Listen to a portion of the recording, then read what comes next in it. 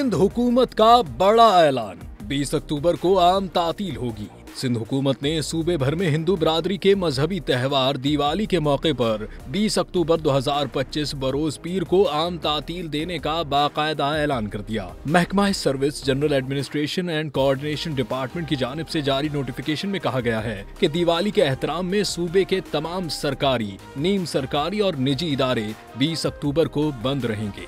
Notification के मुताबिक ये तातील सिंध भर के तमाम अजला, तालीमी इदारों, सरकारी दफातर, कॉरपोरेशंस और मकामी हुकूमतों पर भी लागू होंगे। दिवाली के मौके पर सिंध हुकूमत हर साल की तरह अक़लियती बरादरी को सहूलत फराहम करने के लिए आम तातील का ऐलान करती है, ताकि वो अपने मजहबी रसूमात और रिवायती तकारीब बखूबी अदा कर सकें। ये ऐलान सिंध में बैनुल मज़ाहिब हम आहंगी को फरोग देने की एक और मिसाल के तौर पर सामने आया है।